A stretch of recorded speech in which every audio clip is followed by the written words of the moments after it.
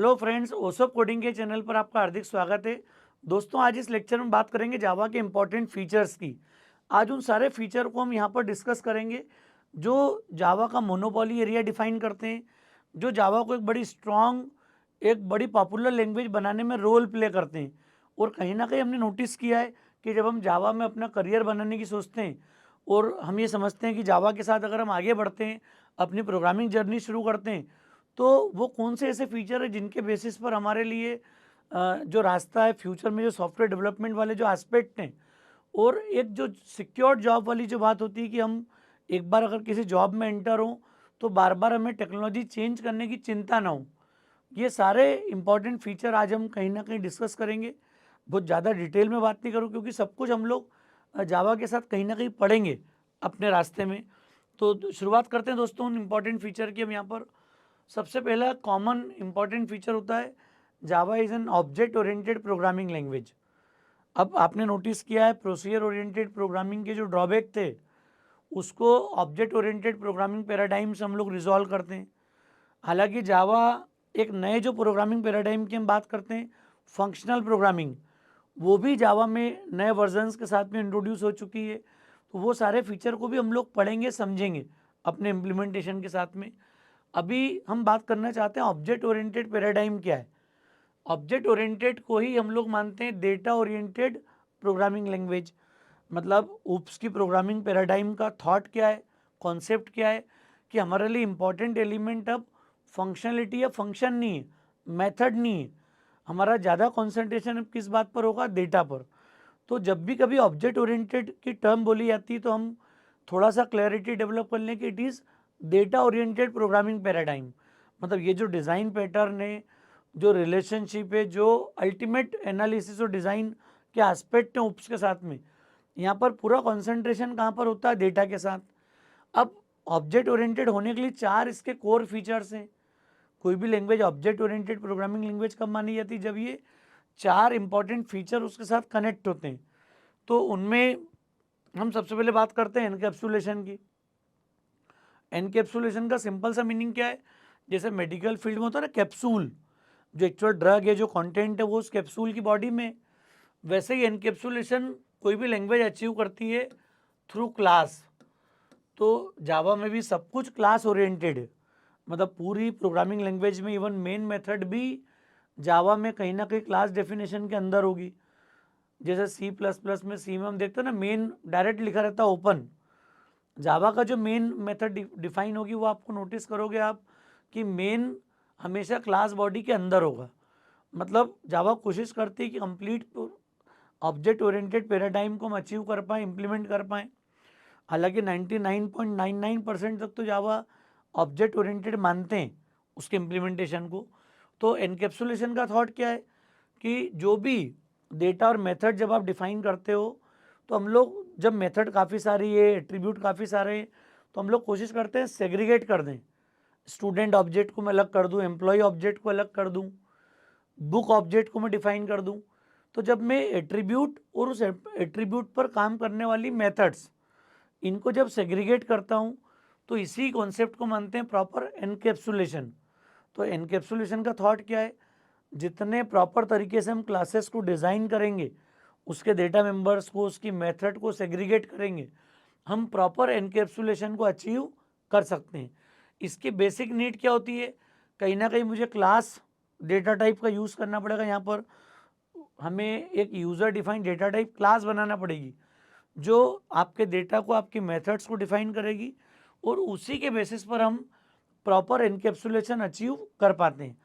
Class is a design time entity, it's a framework template, कि इसको basis पर आप समझ सकते हो कि मुझे जब मेरा फिजिकल कोई ऑब्जेक्ट क्रिएट होगा तो वो ऑब्जेक्ट में इतने डेटा मेंबर होंगे और वो इन सारी मेथड को एग्जीक्यूट कर पाएगा, यूटिलाइज कर पाएगा।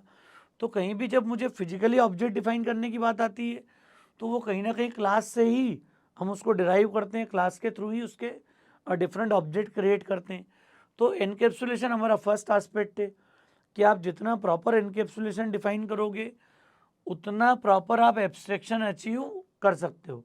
तो ये एब्स्ट्रैक्शन टर्म क्या बताती है कि हम कई इंपॉर्टेंट एट्रीब्यूट को, फंक्शनलिटी को हाइड कर सकते हैं।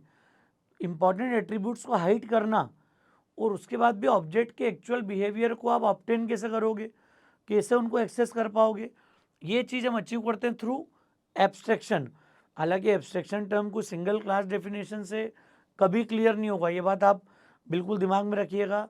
जब मेरे पास कंप्लीट रिलेशनशिप होगी, मल्टीपल क्लासेस होंगी, अगर वो क्लासेस के बीच में रिलेशनशिप है और आप किसी सिस्टम को डिफाइन कर रहे हो उसके बेसिस पर, तब जाके हम समझ सकते हैं कि एब्स्ट्रैक्शन का सही रोल क्या है, कैसे हम इंपॉर्टेंट डिटेल्स को या मेथड्स को हाइड कर सकते हैं।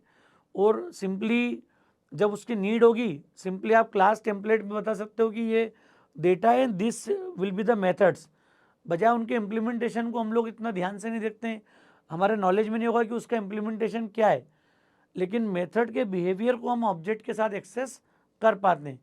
तो जितना प्रॉपर और एनकेप्सुलेशन होगा, उतना प्रॉपर हम लोग एब्स्ट्रैक्शन को डिफाइन कर पाते हैं। ये मैं बहुत ज़्यादा अभी डिटेल में नहीं जा रहा हूँ, क्योंकि मुझे काफ़ी सारे फीचर इसके साथ डिस्कस करना है, और हम जब पढ़ेंगे पूरी जावा को तो कहीं ना कहीं इन सारी टर्म को सिक्वेंशियल फॉर्म में एक एक बार सीखेंगे, सारे कॉन्सेप्ट को देखेंगे। फिर एक टर्म आती है इनहेरिटेंस। इनहेरिटेंस का कॉन्सेप्ट होता है कॉन्सेप्ट ऑफ कोड रीयूजेबिलिटी। तो ये रीयूजेबिलिटी का जो थॉट है, ये बेसिकली कैसे आता है, यहाँ पर हमने अगर कोई कंपोनेंट, कोई क्लास पहले बना रखी है और आप चाहते हो कि उसी के बिहेवियर को मुझे एक्सपांड करना हो, मैं चाहता हूँ उस क्लास में कुछ मॉडिफिकेशन करना हो या ऑब्जेक्ट के बिहेवियर को मॉडिफाई करना हो, तो जावा क्या बोलती है, ऑब्जेक्ट ओरिएंटेड प्रोग्रामिंग पैराडाइम क्या बताता है यहाँ पर, कि जो भी आपके एग्जिस्टिंग कंपोनेंट हैं, क्लासेस हैं, मॉड्यूल्स हैं, उनको चेंज करे बिना हम उनमें नए फीचर्स और नए एट्रीब्यूट्स को ऐड कर सकते हैं। तो ये बड़ी इंपॉर्टेंट चीज़ है कि आप पुराने को बदल नहीं रहे हो, पुरानी क्लासेस, पुराने ऑब्जेक्ट का बिहेवियर एज इट इज़ है, और आप कुछ नया ऐड कर रहे हो, लेकिन वो सब कुछ नई क्लासेस बना के कर रहे हो। तो ऐसे कॉन्सेप्ट को हम क्या मानते हैं, inheritance. Basically inheritance defines the types of relationship, कि आप कितने बेसिस पर दो या मल्टीपल क्लासेस के बीच में रिलेशनशिप डिफाइन कर पाओगे। तो हम रिलेशनशिप कैसे प्लान करते हैं, कैसे डेटा शेयर करेंगे, ये सबको डिफाइन करता है टाइप्स ऑफ इनहेरिटेंस। अभी हालांकि हमारे स्कोप के बाहर है ये डिस्कशन, लेकिन इतना क्लैरिटी आपको दिमाग में होना जरूरी है कि इनहेरिटेंस का थॉट होता है कोड रीयूजेबिलिटी। कोई कंपोनेंट, कोई क्लास पहले बनी हुई है and you want to update, you want to add some new features in the existing class. तो इनहेरिटेंस का मॉडल ये बोलता है कि पुरानी क्लास को डिस्टर्ब मत करो, उसको एज इट इज़ रखो, डिराइव क्लासेस को बनाओ जो बेस क्लास को एज इट इज़ इनहेरिट करे, और जो भी नया डेटा, नया बिहेवियर है वो उसमें एड ऑन करे। ये मॉडल हम लोग यूज़ करते हैं इनहेरिटेंस के साथ। इसका फ़ायदा ये होता है कॉस्ट कटिंग होगी। कोई सॉफ्टवेयर पहले बना हुआ, उसमें कुछ थोड़ा बहुत आपको चेंजेस करना है, एडिशन करना है, तो इनहेरिटेंस के पावर को हम यूटिलाइज करेंगे। और सेम रिपीटिशन में जो कोड पहले लिख चुके हैं हम लोग, पहले जिनको यूज़ कर चुके हैं, उनको बार बार आपको कोड करने की रिक्वायरमेंट नहीं होगी। जब बड़े प्रोजेक्ट की बात करते हैं, बड़े सॉफ्टवेयर की बात करते हैं, यहाँ पर ये टर्म बड़ा इंपॉर्टेंट रोल प्ले करती है। ये काफ़ी ज़्यादा हमारे जो प्रोग्रामर्स की लेबर है उसको रिड्यूस करती है, ये इसका फ़ायदा है। फिर एक टर्म आती है पॉलीमॉर्फिज्म। पॉलीमॉर्फिज्म बताता है multiple forms, one function with multiple forms. जैसे इनहेरिटेंस का मेजर कनेक्शन डेटा की शेयरिंग पे, लेकिन पॉलीमॉर्फिज्म का कनेक्शन होता है फंक्शन के साथ, मेथड के साथ। तो पॉलीमॉर्फिज्म क्या बताता है कि अगर कोई मेथड आपके पास है और उसके मल्टीपल फॉर्म्स हैं, आप चाहते हो कि किसी एक मेथड के में मल्टीपल बिहेवियर को यूटिलाइज कर पाऊँ, जैसे होता है ना डबल रोल, ट्रिपल रोल। तो जब कोई फंक्शन, कोई मेथड 2 रोल, 3 अलग अलग रोल प्ले करेगी in different scenario, in different classes, तो ऐसे किसी कॉन्सेप्ट को, मैकेनिज्म को बोलते हैं पॉलीमॉर्फिज्म। पॉलीमॉर्फिज्म का थॉट आता है, केमिस्ट्री में हम टर्म सुनते हैं polymer, that is multiple forms. तो किसी भी एक फंक्शन के जब एक से ज़्यादा डेफिनेशन आपको प्रोवाइड करना होगी, then we can achieve polymorphism. बड़ा इंपॉर्टेंट एस्पेक्ट है ये।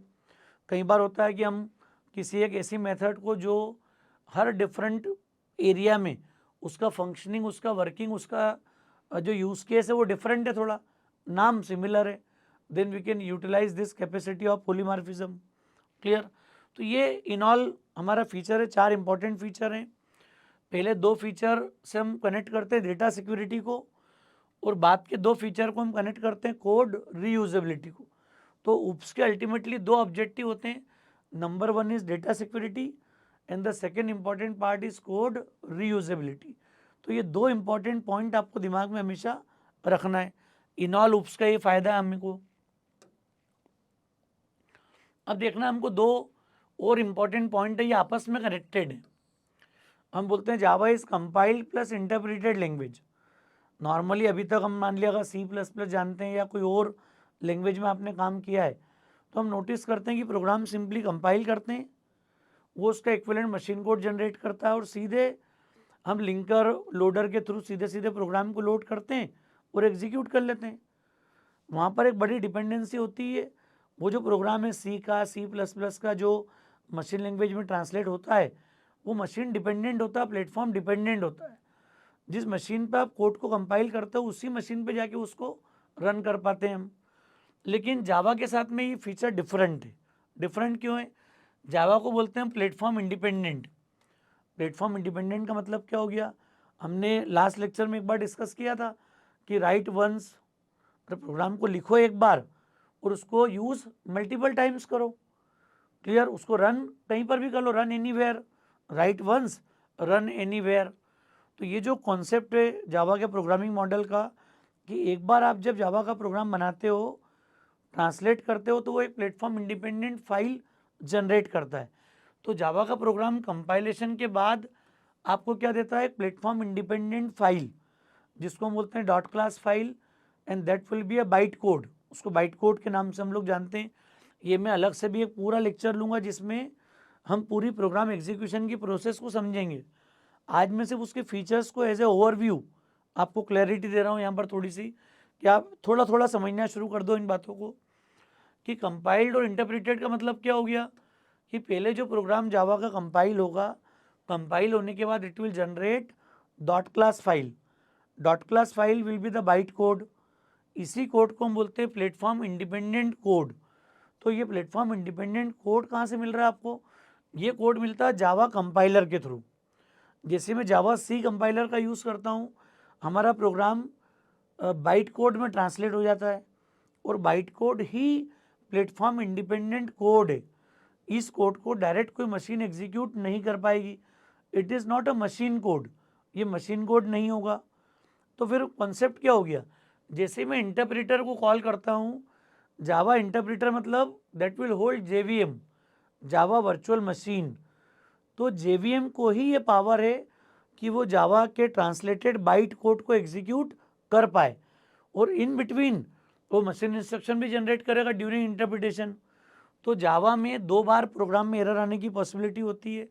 कंपाइल टाइम में भी आ सकती है अगर कोई सिंटेक्स रिलेटेड कोई एरर है, इंटरप्रिटेशन के टाइम पे भी एरर आ सकती है। तो जावा का हर प्रोग्राम 2 डुअल चेकिंग मोड से पास होगा, पहले कंपाइल और फिर इंटरप्रेट। तो थॉट समझ में आ रहा है क्या बोलना चाह रहा हूँ मैं यहाँ पर? तो जो प्लेटफॉर्म इंडिपेंडेंट होने का मतलब समझ में आ रहा है? Java is platform neutral. एक बार आपने विंडोज़ एनवायरनमेंट में जावा का प्रोग्राम कंपाइल किया, और कंपाइल होने के बाद उसको आप लेके चले गए अब यूनिक्स में, लिनक्स में, मैक मशीन पे, तो कहीं पर भी उसके प्रोग्राम को हम एग्जीक्यूट कर पाएंगे। सिर्फ एक छोटी सी रिक्वायरमेंट जावा की होती है कि जावा प्रोग्राम वहीं एग्जीक्यूट होगा जहाँ पर JVM है। तो ये जावा इंटरप्रेटर जो है ये JVM के साथ क्लब्ड है। इंटरप्रेटर मतलब ही JVM है। वो पूरे जो ट्रांसलेटेड कोड है आपका, जो क्लास फाइल है, जो बाइट कोड है, उसको लेगा, और हमने पढ़ा कि interpreter line by line execute करता है। तो यहाँ पर JVM का रोल आता है कि वो उस बाइट कोड को 1 बाय 1 स्कैन करता है, इक्विवेलेंट मशीन इंस्ट्रक्शन जनरेट करता है, और फिर जाके मशीन या कोई स्पेसिफिक ऑपरेटिंग सिस्टम जो भी आप चूज़ कर रहे हो, रन टाइम पर जो भी आप यूज़ कर रहे हो, वहाँ पर जाके आप जावा के प्रोग्राम को सीधे एग्जीक्यूट कर पाते हो। तो ये इसका एक पावर है, बड़ा इंपॉर्टेंट फीचर है। कंपाइल इंटरप्रेटेड का रोल समझ में आ गया। डुअल चेकिंग होगी, जावा C कंपाइलर पहले यूज़ करेंगे हम, then we will use Java interpreter. JVM का वही रोल है कि जो बाइट कोड कन्वर्ट होगा उसको सिर्फ JVM ही रीड कर पाएगा। इस जावा के स्पेशल कोड को, इंटरमीडिएट कोड को कोई मशीन डायरेक्टली एग्जीक्यूट नहीं कर पाएगी। तो इसको रीड करने का पावर सिर्फ और सिर्फ JVM के पास है। तो JVM जहाँ भी होगा वहाँ जावा बाइट कोड को एग्जीक्यूट कर पाएगा। ये पावर और यही पावर के कारण जावा में कई बार ओएस की नीड भी नहीं होगी। अरे डायरेक्ट डिवाइस डेवलपमेंट की अगर हम बात करेंगे तो किसी भी डिवाइस के साथ जब JVM अटैच्ड है तो JVM जहाँ भी मिलेगा वहाँ सीधे सीधे जावा की एप्लीकेशन को हम एग्जीक्यूट कर पाएंगे। और जिनको बोलते हैं ना जावा इनेबल्ड डिवाइसेस, वहाँ पर सीधे सीधे J2ME आर्किटेक्चर होगा, जावा इनेबल्ड डिवाइसेस होंगी, सीधे सीधे जावा के प्रोग्राम को हम JVM की हेल्प से डायरेक्ट एग्जीक्यूट कर पाएंगे। अगर आपने पूरा सेट लगा रखा हार्डवेयर के साथ में, अगर आपने मेमोरी एरिया है और वहाँ पर JVM अटैच्ड है तो वो सारी डिवाइस पे उन सारे हार्डवेयर पर हम जावा के प्रोग्राम को एग्जीक्यूट कर पाते हैं। ये दो बड़े इंपॉर्टेंट फीचर हो गए। और डिटेल इस बारे में काफ़ी बातें होंगी, अभी आगे के लेक्चर्स में करेंगे हम। नेक्स्ट होता है रोबस्ट। रोबस्ट बताता है कि जावा जो है वो एक बड़ी स्ट्रांग लैंग्वेज है, बड़ी जो बोलते हैं ना कि एक रोबस्ट होना मतलब कि उसकी कैपेसिटी, उसके स्टेमिना, उसके परफॉर्मेंस की बात की जाती है यहाँ पर। रोबस्ट फीचर किस बात को बताता है कि वो जावा इतनी केपेबल है, इतनी स्ट्रांग है कि वो कई सारे जो हेवी वेट टास्क हैं उनको बड़ी आसानी से, बड़े कॉन्फिडेंस के साथ एग्जीक्यूट कर पाती है। तो सबसे पहला एक इम्पॉर्टेंट फीचर होता है गार्बेज कलेक्शन। गार्बेज कलेक्शन का मतलब सिर्फ इसलिए होता है कि जावा एप्लीकेशन का परफॉर्मेंस रन टाइम पे बढ़े, क्योंकि जावा को मोस्टली नेटवर्क बेस्ड एप्लीकेशंस के लिए, वेब बेस्ड एप्लीकेशन के लिए ज़्यादा यूज़ कराया जाता है। हम लोग नेक्स्ट लेक्चर में बात करेंगे जब जावा के एप्लीकेशंस क्या है। तो आपको समझ में आएगा कि जब आप बड़े वेब एप्लीकेशंस पे काम कर रहे हो, मोबाइल एप्लीकेशंस पे काम कर रहे हो और इन बिटवीन अगर आपने जावा डेवलपर ने अगर कोई ऑब्जेक्ट क्रिएट करा और अब उसका आगे कोई यूटिलाइजेशन नहीं है तो पता लगा जो वो मेमोरी के अंदर खुले हैं ऑब्जेक्ट पूरे। मतलब प्रोग्रामर अगर अपनी नीड के अकॉर्डिंग ऑब्जेक्ट क्रिएट करते जा रहा है और उनको फ्री नहीं कर रहा, रिलीज़ नहीं कर रहा है याद से, तो डायनामिक मेमोरी जब भी क्रिएट होती है जावा में सारे ऑब्जेक्ट डायनामिकली क्रिएट होते हैं। जावा में स्टैटिक ऑब्जेक्ट का कोई प्रोविज़न नहीं है। जब सारे डायनामिक ऑब्जेक्ट क्रिएट होंगे इसका मतलब हीप में क्रिएट होंगे। मेमोरी नॉर्मली स्टैक में नहीं मिलेगी, कहाँ पर मिलेगी? हीप में। अब heap memory normal block terminate होने से डिलीट नहीं होगी, वो तो डायनामिक मेमोरी है क्योंकि। तो डायनामिक मेमोरी को मैनेज कैसे करेंगे? तो अगर प्रोग्रामर ने मेमोरी को रैंडमली क्रिएट करा है और पर्पस सॉल्व होने के बाद आप उसको डिस्ट्रॉय करना भूल गए, मेमोरी को रिलीज़ करना भूल गए, तो जब इतने बड़े बड़े हेवी सॉफ्टवेयर की बात अब होती है और जिनको हम नेटवर्क पे लेके जा रहे हैं, क्लाउड पे लेके जा रहे हैं, और एक एप्लीकेशन में अगर कोई इशू आता है तो हज़ारों लाखों यूज़र एक साथ डंप हो जाते हैं। तो इन तकलीफ़ों से बचने के लिए जावा ने ये दो इम्पॉर्टेंट फीचर डेवलप किए हैं। सबसे पहले गार्बेज कलेक्शन किस बात को डिफाइन करता है? इट्स अ मोबाइल कचरा पेटी।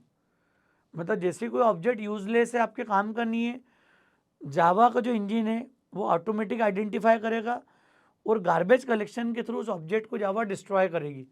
कचरा पेटी नहीं होती जहाँ पर गार्बेज कलेक्ट होता है डे टू डे लाइफ में। हम तो इंदौर वाले हैं तो इंदौर वालों को ज़्यादा क्लैरिटी है स्वच्छता को लेके या गार्बेज कलेक्शन को लेके। इंदौर कहीं ना कहीं काफ़ी आगे बाकी शहरों से। तो गार्बेज कलेक्शन का थॉट मुझे समझ में आता है कि सभी व्यक्ति को बहुत अच्छे से क्लियर है कि जब भी हम यूजलेस जो कंटेंट होता है, जो भी चीज़ें होती हैं उनको सबको ऐसे गार्बेज हम लोग कलेक्ट करते हैं और डिस्पोज करते हैं, ट्राई करते हैं उनको। तो जावा का गार्बेज कलेक्शन मैकेनिज्म क्या बताता है कि गार्बेज कलेक्शन ऑटोमेटिकली ऑब्जेक्ट को डिस्ट्रॉय करता है। जब कोई ऑब्जेक्ट यूजलेस है, आगे ज़्यादा कुछ काम नहीं है उसका, JVM जावा इंजन ऑटोमेटिक डिसाइड करेगा, उस ऑब्जेक्ट को रिलीज़ करेगा। वो काम होता है ऑटोमेटिकली गार्बेज कलेक्शन के थ्रू। गार्बेज कलेक्शन एक मेथड यूज़ करता है finalize, in finalize method will release all the dynamic object. तो ये डायनामिक ऑब्जेक्ट को रिलीज करने के लिए यूज़ करते हैं हम लोग। कैसे ये होता है ये सब भी हम लोग जब प्रोग्रामिंग शुरू करेंगे तो इन सब पॉइंट पे भी डिस्कशन करेंगे। फिर सेकेंड टर्म आती है एक्सेप्शन हैंडलिंग। एक्सेप्शन को ही हम लोग मानते हैं रन टाइम एरर्स। एरर्स कई तरह की होती है, compile time, run time, logical error, linking error. लेकिन एक्सेप्शन हैंडलिंग मैकेनिज्म का मतलब है रन टाइम एरर हैंडलिंग। जो एरर रन टाइम पर आती है, जिनको हैंडल करना पॉसिबल है, उन्हीं को जावा क्या नाम देती है? एक्सेप्शन। तो जावा एक्सेप्शन का मतलब क्या हो गया?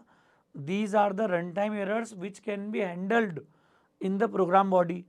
तो जिन रन टाइम एरर को हम जावा प्रोग्राम में हैंडल कर सकते हैं, जिनको कंट्रोल कर सकते हैं, जिससे एबनॉर्मल टर्मिनेशन को हम बचा सकते हैं, उन सभी को मानते हैं एक्सेप्शन। और ऐसे पूरे मैकेनिज्म को बोलते हैं एक्सेप्शन हैंडलिंग मैकेनिज्म। तो इसका फ़ायदा क्या, रन टाइम पर अगर एप्लीकेशन चल रही है, वही जब वेब का मार्केट है, मोबाइल एप्लीकेशन का मार्केट है, और रन टाइम पर कोई इशू जनरेट होता है, कोई एरर जनरेट होती है, तो वो रन टाइम पर ही इशू रेस करेगी। हो सकता है वो सर्वर लेवल पर ही इफेक्ट करे चीज़ों को, तो काफ़ी सारे यूज़र के एक्सपीरियंस को अफेक्ट करेगी ये। तो ऐसी सिचुएशन के लिए हम लोग क्या करते हैं, जब कोड लिखते हैं तो ड्यूरिंग डिज़ाइन टाइम हम लोग प्लान कर लेते हैं कि रन टाइम पर ये पॉसिबल एक्सेप्शन आ सकते हैं, और अगर ये एक्सेप्शन रेज होते हैं, आते हैं, तो जावा उनको किस तरीके से हैंडल करेगी, किस तरीके से डील करेगी, ये पूरी प्लानिंग, ये पूरा मैकेनिज्म हम लोग कोड करते समय करेंगे।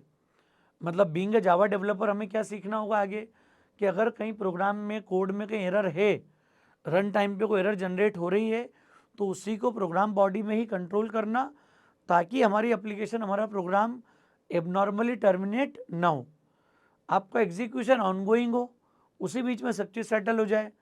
ये पूरी कोशिश होती है जावा के एक्सेप्शन हैंडलिंग मैकेनिज्म की। जावा की नेचर में एक्सेप्शन एक ऑब्जेक्ट है, और ये पूरा मैकेनिज्म ऑब्जेक्ट ओरिएंटेड है, मतलब क्लास हायरार्की है, हर एरर को जावा ने एक एक्सेप्शन के रूप में डिफाइन किया हुआ है।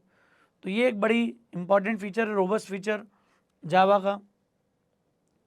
अब हम देखेंगे Java is multi threaded programming language.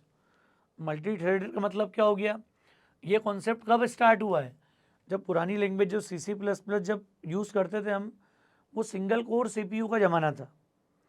फिर हमने देखा डुअल कोर आ गए, क्वाड कोर आ गए, ऑक्टा कोर आ गए। तो अब हम क्या देखते हैं कि CPU भी पार्टीशनड है, एक जैसी कैपेसिटी के मल्टीपल CPU अटैच्ड हैं मशीन के साथ, मशीन के परफॉर्मेंस को बढ़ाने के लिए। और आपके जो सॉफ्टवेयर बन रहे हैं उसमें भी हज़ारों लाखों यूज़र एक साथ आ रहे हैं एप्लीकेशन में, तो इनको सर्व कैसे करेंगे, सर्विसेज कैसे देंगे। तो कई ऐसे इंपॉर्टेंट टास्क है जहाँ पर हम कई स्मॉल एप्लीकेशंस को, प्रोग्राम्स को अलग अलग थ्रेड के रूप में इम्प्लीमेंट कर पाते हैं। स्मॉल जावा प्रोग्राम्स को हम बोलते हैं थ्रेड्स, और ऐसे कई थ्रेड को हम साइमल्टेनियस एग्जीक्यूट कर पाते हैं। और साइमल्टेनियस एग्जीक्यूट कर पाते हैं तो उसका फ़ायदा क्या हो गया, we want to utilize our hardware. अब CPU में 4 कोर हैं, 8 कोर हैं, और आपका थ्रेड आर्किटेक्चर का प्रोग्राम एग्जीक्यूट हो रहा है। तो हमारी कोशिश क्या होगी कि जितने भी थ्रेड जनरेट हो रही हैं वो सारी थ्रेड अलग अलग कोर के द्वारा प्रोसेस हो जाएं, जिससे कि हम किसी भी हार्डवेयर को, किसी मशीन को बेस्ट यूटिलाइज कर पाएँ और रिजल्ट दे पाएँ, उतना प्रॉपर हम लोग रिजल्ट जनरेट कर पाएँ, हमारी एप्लीकेशन, हमारा सॉफ्टवेयर उतना एफिशिएंटली रन हो। तो जावा में जो एक बोला जाता है ना कि कंपाइल्ड इंटरप्रेटेड लैंग्वेज है, तो कंपाइल्ड और इंटरप्रेटेड होने से वो कई बार परफॉर्मेंस की बात आती है कि भैया शायद डुअल ट्रांसलेशन मोड है, शायद स्पीड कम होती होगी। लेकिन थ्रेड आर्किटेक्चर क्या कर देता है इसको, वो सारी चीज़ों को ओवरकम कर देता है और जावा के परफॉर्मेंस को एक्स्ट्राऑर्डिनरी तरीके से बढ़ा देता है। तो जावा का थ्रेड आर्किटेक्चर ज़बरदस्त है। जावा लैंग्वेज लेवल पर मल्टी थ्रेडिंग के कॉन्सेप्ट को इम्प्लीमेंट करती है। नॉर्मली आप सुनते हो कि ये फीचर ऑपरेटिंग सिस्टम का होता है, हम सुनते हैं ना मल्टी प्रोग्रामिंग ऑपरेटिंग सिस्टम। तो मल्टी प्रोग्रामिंग मतलब यूनिक्स में, लिनक्स में या विंडोज़ के वो सर्वर वर्जन सारे, जहाँ पर हम ये जो सर्वर लेवल पर शेयरिंग की बात करते हैं कि कई सारी एप्लीकेशंस को, कई सारे प्रोग्राम्स को साइमल्टेनियस सर्व करना, साइमल्टेनियस उनको एग्जीक्यूट करना। तो जावा का मल्टी थ्रेडेड आर्किटेक्चर यहाँ पर ये सब रोल प्ले करता है, सारे एडवांटेज आपको देता है। कुछ चैलेंजेस भी होते हैं इसके साथ में कॉन्करेंसी से रिलेटेड, कि डेडलॉक वाली सिचुएशन तो नहीं आ रही है, ऐसा तो नहीं कि कोई रिसोर्स मल्टीपल या किसी 2 थ्रेड ने सिंगल रिसोर्स को एक्वायर कर लिया, ब्लॉक हो गई चीज़ें हमारी इमीडिएट। तो इन सब के लिए भी मैकेनिज्म है, पूरा मॉडल है, अलग अलग तरह की मेथड्स, अलग अलग तरह की प्रोसेस हैं जिनके बेसिस पर हम इन सब चीज़ों को इंश्योर कर सकते हैं। तो जावा का ये बड़ा स्ट्रॉन्ग पार्ट है, बड़ा स्ट्रॉन्ग एरिया है कि आप साइमल्टेनियसली कितनी थ्रेड को एक साथ एक प्लेटफॉर्म पे ला सकते हो। अरे कॉल लॉगिन नहीं करना है मुझे, कई बार ट्रांसफ़र करना है, बैंकिंग ट्रांजेक्शन में होता है कई बार एक ही अकाउंट के साथ ट्रांजेक्शन कर रहे हो आप, and you want to access the amount from different cards, एक ही अकाउंट है 2 ATM कार्ड्स हैं, 2 अलग अलग थ्रेड के रूप में वो प्रोसेस में जाएंगे। तो ये पूरा आर्किटेक्चर में हम लोग सिक्योरिटी के साथ भी हमारे पास चैलेंजेस होते हैं। वो सब कुछ इस आर्किटेक्चर के साथ हम लोग पढ़ेंगे, डिटेल में बात करेंगे यहाँ पर। फिर हाई परफॉर्मेंस लैंग्वेज है जावा। हाई परफॉर्मेंस बोलने का मीनिंग क्या है? जो भी हमने रोबस्ट वाला फीचर देखा था वही बताता है कि जावा का परफॉर्मेंस बहुत हाई है, नेक्स्ट लेवल एडवांस लेवल पे चीज़ें अवेलेबल है जावा के साथ में। और हमने बात की थी लास्ट 3 दशक से जावा मार्केट में टॉप 3 लैंग्वेजेस से बनी हुई है और आज भी एंटरप्राइज लेवल की एप्लीकेशन में फर्स्ट चॉइस जावा ही है डेवलपमेंट को लेकर। तो हाई परफॉर्मेंस उसका एक बड़ा इंपॉर्टेंट पार्ट है। सिक्योर्ड लैंग्वेज मानते हैं यहाँ पर, रीज़न क्या है कि जावा पॉइंटर सपोर्ट नहीं करती और पॉइंटर के साथ मेमोरी लीकेज पॉसिबल है। अगर डेटा लीकेज की कोई पॉसिबिलिटी बनती है तो वो पॉइंटर के साथ होती है, सी में C++ में वो चिंताएं होती हैं हमारे साथ में। जावा के साथ में पॉइंटर का कोई इम्प्लीमेंटेशन नहीं है प्रोग्रामर लेवल पे। हाँ, इंटरनली जावा उसका कैसे यूटिलाइजेशन करती है वो अलग विषय है, पर प्रोग्रामर लेवल पर पॉइंटर का कोई इम्प्लीमेंटेशन नहीं है। दूसरी बात, जावा का मेन रोल था वेब डेवलपमेंट में। तो सिक्योरिटी की कॉन्सेप्ट क्या है? जावा प्रोग्राम कंपाइल होने के बाद भी वेब से अटैच होता है। मतलब जो एक्चुअल जावा की लाइब्रेरी है, प्रोग्राम कंपाइल होगा, क्लास फाइल बनेगी और वही क्लास फाइल के साथ वेब का इंटीग्रेशन होता है। कभी भी सोर्स कोड नहीं आता वहाँ पर, आपकी सोर्स फाइल कभी अटैच नहीं होगी। तो सिक्योरिटी एक बड़ा इंपॉर्टेंट एट्रीब्यूट है यहाँ पर कि कभी भी आप देखोगे तो जावा के ट्रांसलेटेड कोड को अगर आप वेब पे ले जा रहे हो और वहाँ कुछ सिक्योरिटी के थ्रेट्स हैं तो वो सिक्योरिटी थ्रेट जावा के कोड के साथ में अवेलेबल नहीं होंगे, क्योंकि पॉइंटर भी अवेलेबल नहीं है। दूसरी बात, यहाँ पर वेब के साथ में पूरा कोड ट्रांसलेटेड फॉर्म में मूव करता है। ये एक बड़ा इंपॉर्टेंट पार्ट है। डिस्ट्रीब्यूटेड एप्लीकेशन में इसका रोल है। जो हमने बात की कि वेब एप्लीकेशन है या ऐसी सारी ग्लोबल एप्लीकेशन जिनको हम डिस्ट्रीब्यूटेड कंप्यूटिंग के साथ एग्जीक्यूट कर रहे हैं। N number of NTR architecture में अपन देख रहे हैं कि एप्लीकेशन के UI को अलग प्लेटफॉर्म पे ओपन कर रहे हैं हम लोग यहाँ पर, और उनकी रिक्वेस्ट को, उनकी सर्विसेज को हम लोग बैकएंड पे डील कर रहे हैं पूरा। तो बड़ा स्ट्रॉन्ग डिस्ट्रीब्यूटेड मैकेनिज्म है। MVC आर्किटेक्चर के साथ जब लेटेस्ट फ्रेमवर्क में जाओगे आप तो आपको ये सारे डिस्ट्रीब्यूटेड एप्लीकेशन के फील आएंगे कि कैसे हम लोग बड़े कॉन्फिडेंस के साथ उस तरह के आर्किटेक्चर को डिज़ाइन कर पाते हैं। जब हम डेवलपमेंट करेंगे एडवांस जावा के अंदर बात करेंगे तो आपको शुरुआत मिलेगी, कॉन्फिडेंस मिलेगा कि ये सब चीज़ें कैसे एग्जीक्यूट होती हैं। सिंपल तो है जावा, क्योंकि C++ के मेजॉरिटी ऑफ सिंटेक्स जावा से मैच होते हैं। और हम लोग जब अपनी जर्नी शुरू करते हैं कॉलेज में कहीं पर फर्स्ट ईयर में तो कहीं ना कहीं C या C++ से हमारा सामना होता है। और हमने अगर नहीं भी करा है तो भी बिगनर प्लेलिस्ट के अंदर ये फ़ायदा है आपको कि हम जावा को एज ए फर्स्ट लैंग्वेज भी चूज़ कर पाएंगे। ये एक बड़ा एडवांटेज है। तो ये दोस्तों सारे वो इम्पोर्टेंट फीचर थे जो जावा को बड़ी स्ट्रॉन्ग लैंग्वेज बनाते हैं, हाई परफॉर्मेंस लैंग्वेज बनाते हैं, सिक्योर्ड लैंग्वेज बनाते हैं। तो मुझे उम्मीद है कि आपको फीचर को लेकर क्लैरिटी होगी। कई सारे पॉइंट मैंने अभी डिस्कस नहीं करें, डेप्थ में डिस्कस नहीं करें, क्योंकि एक एक पॉइंट पे एक एक घंटे तक हम बात कर सकते हैं कॉन्फिडेंस के साथ में। लेकिन वो सब कुछ आएंगे टॉपिक, सभी टॉपिक आते जाएंगे, उनको भी समझते जाएंगे और इन्हीं में से कोई ना कोई फीचर हमारे साथ उन टॉपिक में कहीं ना कहीं रोल प्ले करेगा या यूज़ होगा अपनी जर्नी में। तो दोस्तों मुझे उम्मीद है लेक्चर आपको क्लियर हुआ होगा। लेक्चर ठीक लगाओ तो फ्रेंड्स को ज़रूर शेयर कीजिएगा। ओसोप कोडिंग को अगर आपने सब्सक्राइब नहीं किया तो मेरा रिक्वेस्ट है चैनल को सब्सक्राइब जरूर करें। Thanks a lot.